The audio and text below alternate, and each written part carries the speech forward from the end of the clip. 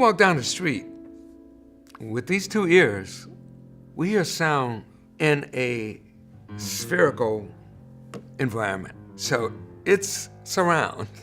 It's all around us. I mean, we have location. We know this is back, but to the right a little bit.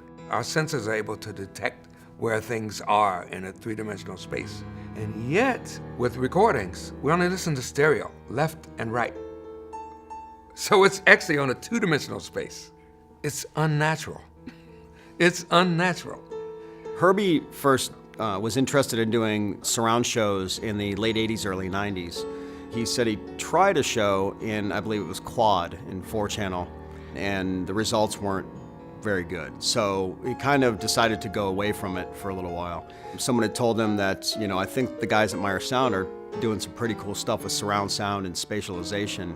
You should check out what they have going on. So at some point we had Herbie here at the Pearson Theater, and we did some experiments with him and played around with multi-channel surround and spun sounds around for him. And we were lucky enough to have the time, and we had the cooperation of Stanford that they were going to let us set up such a extensive system that they had not really had before in a show like that.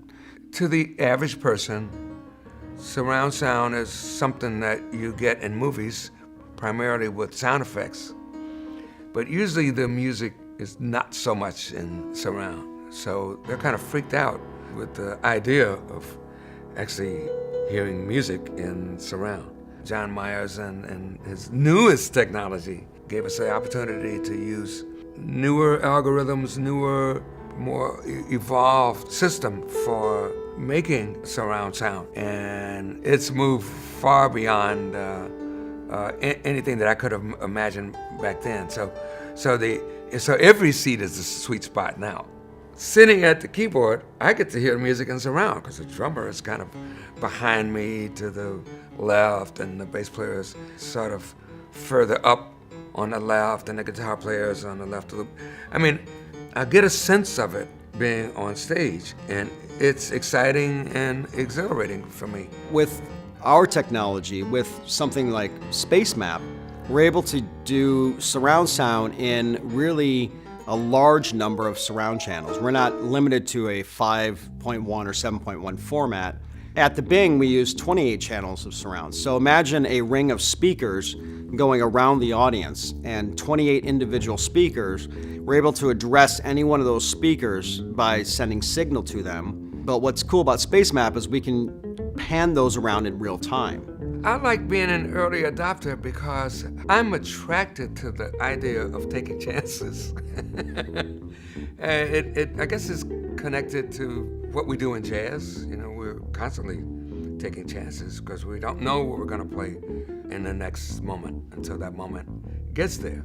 To me, it's very stimulating, and its discovery is exhilarating. At the same time, you learn a lot when you're an early adopter. I set up a series on a multi-touch surface, similar to an iPad. I set up multiple movements that Herbie was able to control. So basically, when I say multiple movements, he could take any one of his sounds and send it through one of the space maps. And I had up to 6 that he could control. And he could send individual sounds that he wanted to move around, and he could actually take that sound on the control surface and move it around. My interest in surround sound has been a part of me for quite some time now, and I'm glad I'm getting a chance to begin to experience this now and bring this to the public.